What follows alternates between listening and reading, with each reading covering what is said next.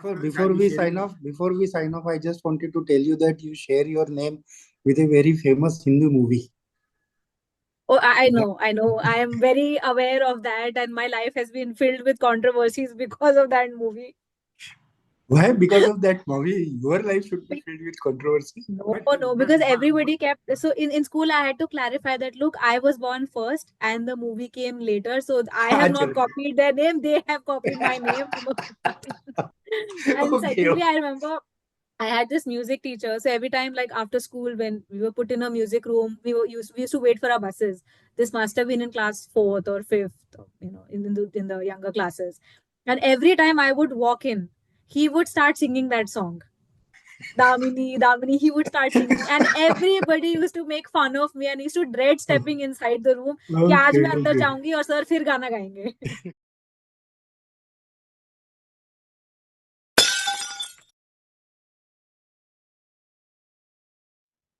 This time it is gone for good. So this time I am not today. I am not going to have the privilege of seeing you. Good for you.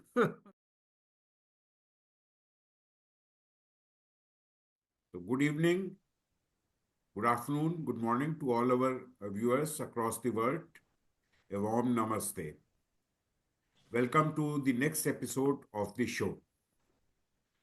So they say that technology has actually enabled our lives in a lot of ways, many ways, and I also used to believe that. But then my camera, the technology has its flip side also, and my camera started misbehaving. So this is you are watching me through my mobile actually, and not through my laptop Zoom. And so this is the advantage of technology, and this is also uh, I would say the flip side of technology also, that if I did not have the Zoom on my mobile, then in that case I would have been speaking like the big boss speaks on the TV show. So that's so that's it. And so let me do a quick introduction. This is the first episode of 2025, and welcome you all to this first episode of 2025, which was started in October 2021. So it's been more than 3 years now, and we are happy to have hosted several artists. And along the way, Vardhan joined our journey. Vardhan Dharkar is going to be the moderator of the. Yeah, so let me add spotlight on him. So that's Vardhan Dharkar for you. Welcome to the episode, Vardhan, once again. Vardhan is a multifaceted personality, and he was a corporate executive, a senior executive in the corporate world in the finance. He is a physics graduate, and did nothing of physics actually in his corporate life, and then he quit his corporate life, and then now he's into reading, learning Sanskrit, reading epics, and writing blogs and a lot many things. So that's Vardhan Dharkar for you. Now about the guest of the evening. You will find me moving in and out of the frame because my. Let me add the spotlight uh, on the guest of the evening. That is Damini Grover for you. Welcome to the episode, Damini. Let me do a quick introduction of Damini. Damini Grover is an award-winning counseling psychologist, life coach, master practitioner of cognitive hypnotic psychotherapy, internationally certified Heal Your Life teacher and coach, and the founder of I Am Powered Center for Counseling and Wellbeing, Delhi, in India. Time to Come Home is her third book, published by Hay House Incorporated. It was released on 2nd of September 2024 and has received immense love and appreciation. The book is a heartfelt exploration of self love and self discovery and serves as a gentle guide for readers to journey back to themselves through introspection and self acceptance. So, welcome to the episode once again, Damni. I will now move out of the frame and let Vardhan and Damni speak about Damni's journey, writing, as well as her other the life journey. So over to you, So Vardhan and Damini. thank you, Sanjay, for your introduction, and namaste to all our viewers in Bharat and outside of Bharat. Welcome to the first edition, first show of 2025, and a warm welcome to Ms. Damini Grover, also to our show. And thank you for accepting our invitation to appear on our show. And Thank you. I'm happy to be here. let's begin our conversation. Absolutely. Perfect. So, generally people are very particular and they take care of their physical health, but that is not what is seen when it comes to their mental health, and they tend to neglect that most of the time. Why do you think that is the case? When it comes to mental health, see, there are two aspects to it. One is that there is lack of awareness, lack of knowledge. Um, as we grow up, there are certain facets of our life that we see everybody dealing with or talking about, which is your health or your studies and relationships to a certain extent. But when it comes to taking care of your mental health, you hardly see anybody doing that around you. So it's that lack of knowledge or that lack of importance, I would say, that gets passed down from one generation to another. And secondly, when we talk about mental health, the term in itself is riddled with so much taboo and there's so much stigma around the word that it just automatically pushes people away. And the very fact that we have to tell people that it's really as basic, as fundamental as you eating food and drinking water for your physical health. You need to take care of what's happening in your internal world in terms of your thoughts and emotions. We have to tell them that because they don't know, they never really knew that this is something I have to pay attention to. So that's what kind of it creates a lot of problem. And then there's so much of I would say misrepresentation and other things that keep floating around, which Mm. again make people think that okay, there is nothing so great about it. What do I have to do? I can handle everything, I know everything. So that curiosity about what is happening in your own internal world, that is not there. Which of Mhm. course has improved in the last few years, but there's a long way to go before we truly give it that importance that it needs, like in that depth. That gravity is still missing. Okay. But is the situation changing? Are people slowly recognizing that they need to take care of their mental health and they need to take advice and consult specialist in that area? Or the situation is same as it was earlier? No, no, absolutely not. So I think COVID has changed the scene drastically. So Okay. people are more aware now, and as much as we say that social media has its issues, but social media, like Sanjay sir was saying, that technology has its upside and then it has its downside. So the upside of technology and social media is that we have a lot more awareness now. The information that earlier was only limited to practitioners and therapists and psychiatrists is now available for the general public to consume. So that way that gap has been bridged. And of course, because mental health issues also, they kind of arose and they reached a peak in COVID. People also had no option but to take it seriously. So in that sense, of course, things are very, very different now. We have a lot more platforms and people talking about mental health. They want to get into it and to make a difference and all of that. So yes, that way things are a lot better. But of course, it's just a start and a lot more needs to be done. In fact, what also works is that people are also looking for a simplification of concepts. Mhm. Things associated with mental health also seem very as if they're filled with jargons, and it's away from the normal person's reach. But the thing is that at least what I've observed, that if you simplify things around mental health, then people are a lot more interested and they feel that okay, this is something that okay, I can do. I can also take charge of my own mental health on my own. Just give me the right resources. So that way I think it's really a good time for or initiatives around mental health to come around, and people are taking help of practitioners as well. Okay. Between physical health and mental health, how much is the contribution of mental health to a good physical health? Well, both of them go hand in hand, and you cannot absolutely separate them, because like we say, it's the mind and the body are connected. And a lot of the issues, in fact, that we talk about, the diseases that manifest in the body, they have a very, very strong mental and emotional component. So the same way, I mean, if your mental health is not good, if your emotional processing is not good, it's ultimately it's your entire nervous system that is getting involved. Now, if your nervous system is not okay, it's not functioning healthily, the other systems of your body also then take a hit, right? So we, of course, from the outside don't understand that, but everything in your body is intricately connected. Your body, every cell of your body is responding to every thought that you have. So they both are connected. And if your physical health is not okay, of course, mentally it will take you down and vice versa. So it's a complete misunderstanding that mental health issues don't lead to physical issues.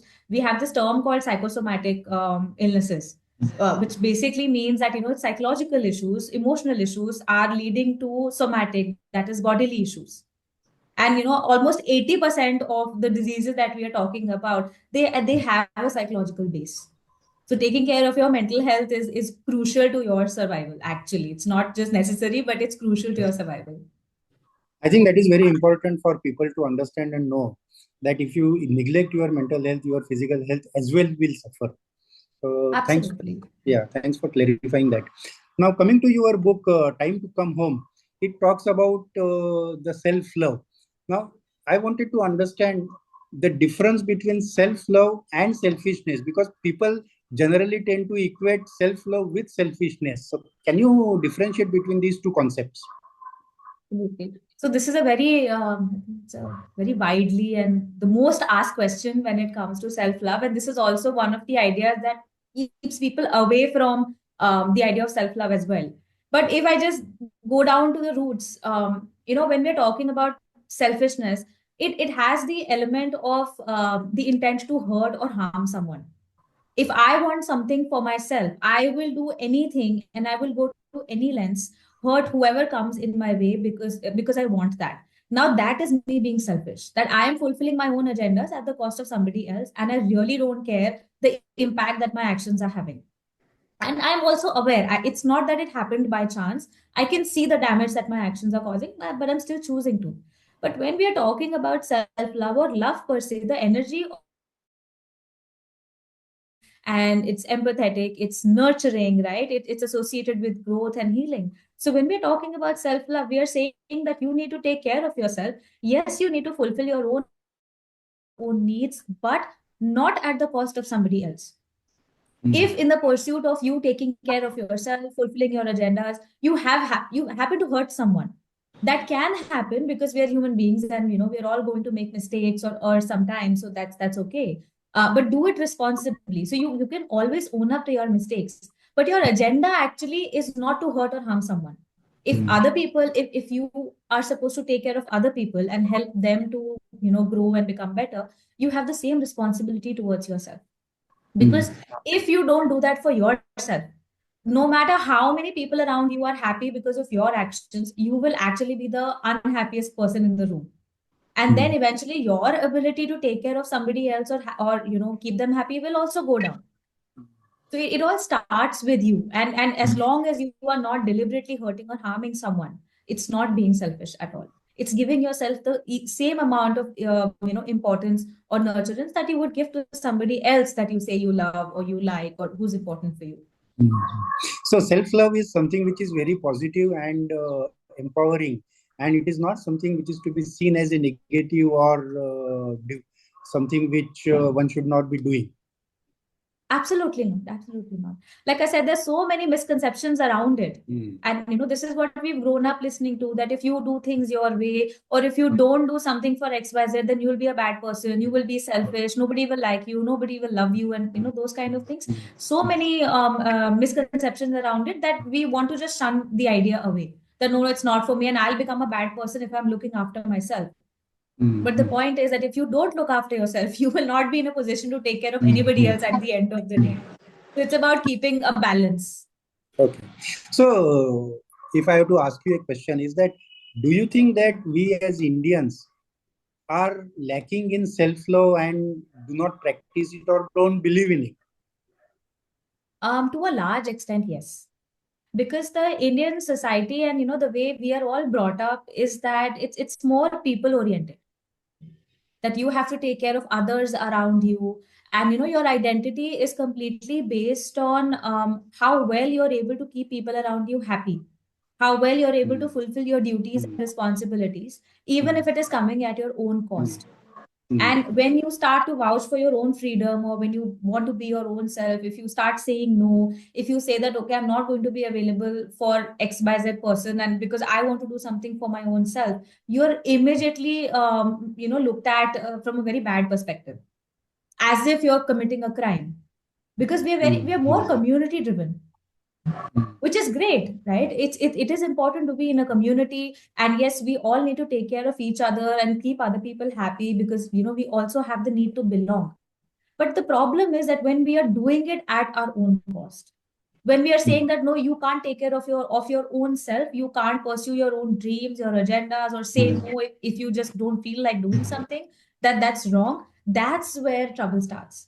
And that is why a lot of people are also unhappy with what they are doing, with the relationships that they are in. And there's so much of family dysfunction around, because we're constantly perpetuating this culture only. So it's high time that we change it. And of course, people are now waking up to this as well. Okay. So do you think that is the difference between Indian culture and Western culture? And they are more. Yes. Yeah, please go ahead. Yeah, yes. I was saying that is the difference, because when we look at the Western culture, they are more like, we already know that Western culture is more individualistic, right? So there probably they may have some struggle in building a community, or keeping somebody else's, or balancing their needs with other people. But in terms of course, I mean, this difference of course is there. So in both the states, that balance needs to be there. How you balance your identity with that of community, that is the whole idea of self love. It's not one against the other. Yeah, yeah. It's both together. Perfect. I think that makes a lot of sense. So coming to your book, Time to Come Home, can you talk about it? Our audience viewers would definitely love to know more about it from you. This is my third book, and I had no intention or inclination, yes, of writing any book after my first self-help book. This just happened. Like, my first book also just happened. It was not on the cards or anything. But and I think the just one day in a discussion, I just had this thought that, okay, why shouldn't I write about self love? And because I work with people day in and out, and I of course understand the depths to which self love needs to be practiced or is not being practiced, and every day we're having conversations about building a healthy sense of identity and what a lack of self love looks like. So I thought that, okay, why not put it out in a book so that it can reach more people? If my experiences, or the work that I've put in with clients, their experiences, if all of it can come together, then why not? So it was more like a, let me try and write about it, and then I ended up writing a book about it. Of course, it feels great. I think the cover is beautiful. It's loved by everyone, and the book has also received a lot of love and appreciation. Anybody who's reading it, they're finding it personally relevant, they're finding it useful. So I think that for me is the biggest win, that I wanted that even if one person reads it, they should be able to take something back from the book. And I think that is happening. So that's what I have to say about my book. It just happened. Okay. Okay. So who should read this book, and why should he read this book, and what are the benefits that he will derive from that? Anybody can read this book. So, anybody who likes to read, irrespective of what age you are at, because the concept of self love is relevant universally across all age groups. And in fact, the earlier you start to read, like I'm talking to even adolescents here, because that's a time their identity is getting formed. So if they pick it up now, it's going to help them in their later years. If people who are in the mid or the later stages of their life, or going through a crisis, or just generally, interested in personal development, pick up the book, because the concept is universally relevant. It's written very simply, so it will be easy for anyone to understand. Third is that it's got relatable stories, real life stories. I've put in some instances from my own life. My own self love journey is there, which is similar to like the next person. So So, and of course, I've got stories from my clients with their consent as well. And so all of this will make you feel as if, okay, I can do this. I've gone through this. This is something that I can take away. So it's very, very relatable. And in terms of benefits, one, of course, you will understand the idea of self-love a lot better, and you will be able to look at it from a healthier perspective around it. It will help you to, move away from the myths and misconceptions. Like we've talked about how self-love and selfishness are different. So just like that, there are so many other ideas around it. So, I've broken them down as well. And then there are steps to as to how can you get started, or what are some things that you need to keep in mind if you want to build that sense of self-love. At the end of the day, it's about building a healthy identity. That's what the book is going to help you to do. It's just going to create small, small shifts in your thinking about yourself, so that your relationship with yourself becomes better. And then in turn, your external world also becomes better. I think that is very helpful because people, they should know why they should read, who should read, and the benefits that they will derive. That's something which is very important. Now, you just now talked about your own experiences, the process that you followed, that you have mentioned in the book. So, when you were actually going through that process, what were the difficulties or problems that you faced? How you overcame them? And more importantly, what was the reaction or response of your relatives or friends or your colleagues? In terms of my self-love journey, Yeah. well, of course, it's a journey, so it's very difficult to concise it. Yeah, but in essence, I've written it in the book also, and this comes from personal experience that when you start becoming more of yourself, when you start focusing on yourself, there is going to be disturbance in your outer world. So I've gone through that disturbance. So both the journeys were, I would say, a bit difficult, but of course, the second one, where I moved more towards self-love, was more rewarding. It still is. So for me, things have not been easy. I've faced a lot of issues with so many of us face in terms of not being up to the mark, not being able to live up to expectations, not looking a certain way, not performing a certain way, having no idea of where my life is going, whether I'll ever be able to do something or not. So I've grown up with those kind of insecurities, and of course, a lot more. And I did not have a voice to begin with. I could not say no. I would be a bundle of anxiety and insecurity all around. I was not good around people because I felt that everybody would be judging me. But and of course, it's taken me a very, very long time, years and years, to be here where I can talk about it, and if it can help two people, it's great. And in terms of then the shift happens very slowly. Like it's about creating a mindset, and mindsets don't get created overnight. Yeah. It's a series of small things, changes that you put together, and ultimately you see a change after a point in time. So I would say it's years of hard work and a lot of mindset shifts that have gone into making me who I am today. And is it rewarding? Yes. Was it difficult? Yes, because the reactions of people around me also then were kind of difficult to grasp, because for them also, when you change, then the equilibrium also shifts. Yeah. If I've been somebody who would never say no, who would comply very easily, and suddenly now I start saying no, obviously people around me would be also like, what just happened to her? So a Mm. lot of times, like, oh, you're being very difficult, and it's so difficult to talk to you. And sometimes I get to hear that from my family even today. But that's completely okay. I understand, right? So some of these things are going to happen. But if you feel comfortable with who you are and your choices feel aligned, and you feel that you're looking out for yourself along with looking out for people that you love and care for, I think it's all fine.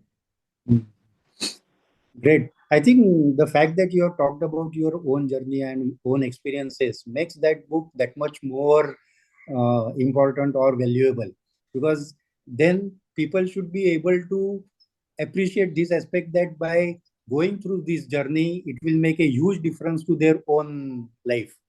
So thanks for sharing that. Thank you. My next question is that what next? So what should we expect from you in next 12 months, 24 months, 36 months? Oh, well, I have never had an answer to this question. I have never planned my life. And I'm still in no mood to plan it. I'm more Mhm. of a go with the flow kind of a person. Whatever appeals to me intuitively, I just pick that up. So I don't have any idea of what I'll be doing in the next 12 Oh, months. okay. So We will wait for your next journey, and we would love to Yes. know more about it as we move forward in future. As part of the show, we also have a rapid fire round. So I hope you will enjoy that. Yes. I'm all up for it. So let's begin. Sure. As a counseling physiologist, psychologist, one advice that you will give to yourself. To myself, Yes. I okay, that's tough. We don't ask simple questions. Oh, I get that. Okay, top of the mind, I think one advice that I'll give to myself is to take it easy. Okay, perfect. In next life, what would you like to be born as? And this question comes to you because you love dancing or singing. So I want to know whether you would like your next birth to be a dancer, a singer, or a psychologist.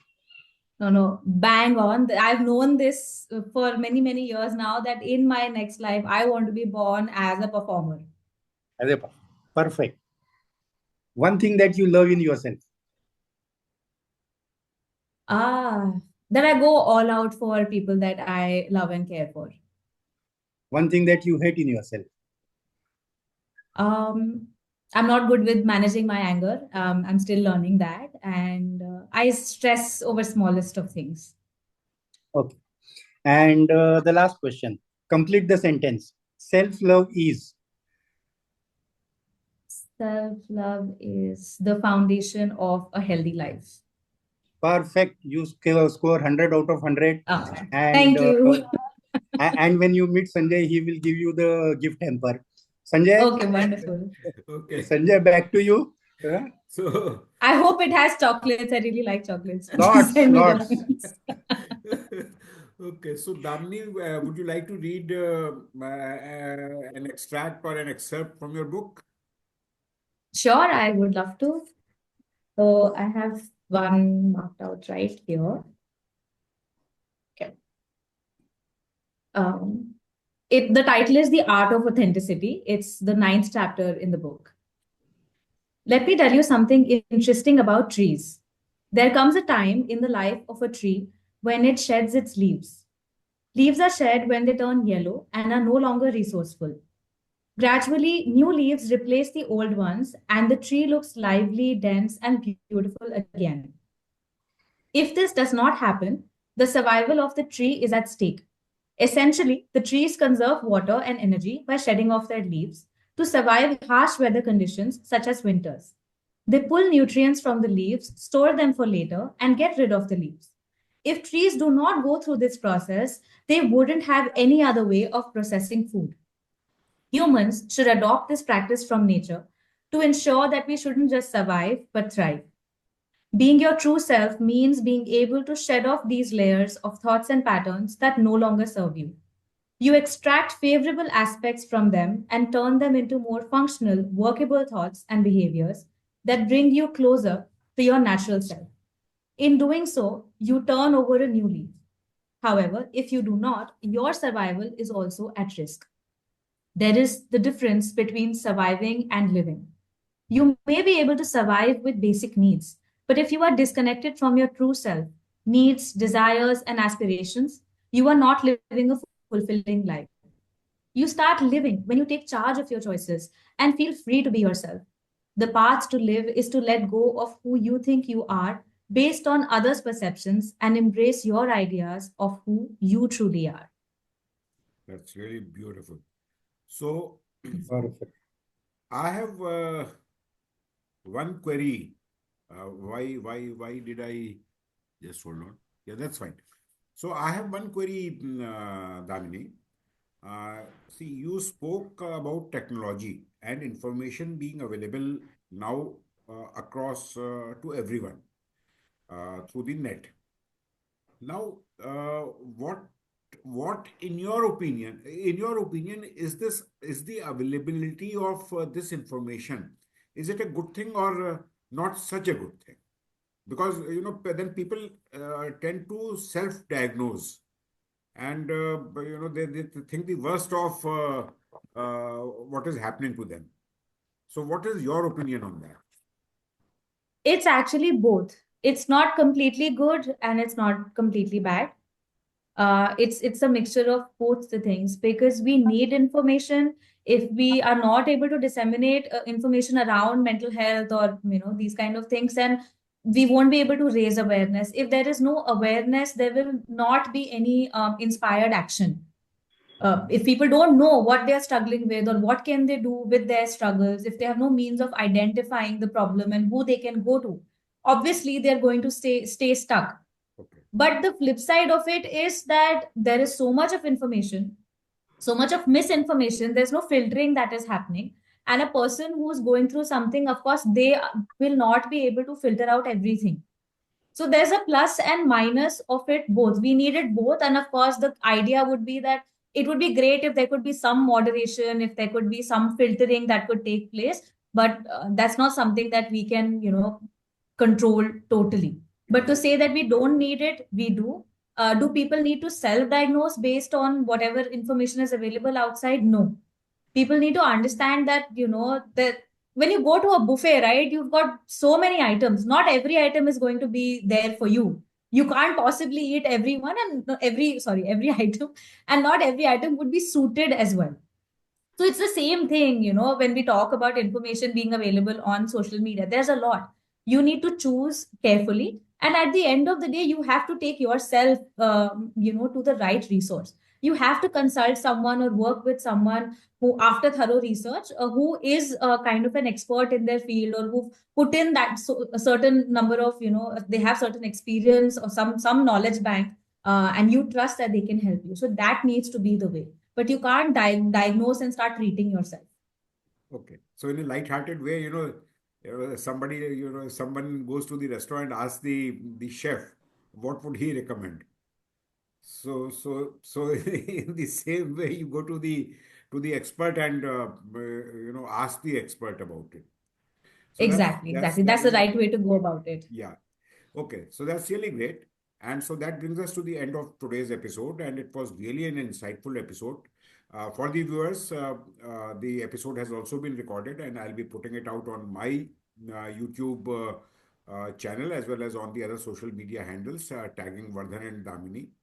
And I hope people who are living in Delhi NCR, if they happen to meet Damni, or they can always meet Damni in her clinic for anything that has been bothering them. And so with that, we come to the close of our today's episode. Thank you, Damini, for being on our show, the show today evening. Thank you, Vardhan, for being such a wonderful moderator. And the next episode is going to be the next Sunday itself, that is on 12th of January at 5 p.m. So watch out for the notification on the various social media handles. Looking forward to seeing you all once again for the next episode as well. And once again, wishing everyone a very happy New Year, a belated happy New Year, and thanking everyone who joined us today and who will be watching viewing the episode on the social media handles. Please do read Damni's Time to Come Home, and do share the reviews. Do share the reviews of the book, because reviews help a writer evolve. So have a safe Sunday evening, particularly people who are living in Delhi NCR and in North India, because North India is currently going through a very, very severe cold wave conditions. And so please stay safe. Thank you all very much. Bye bye. Thank you. Thank you.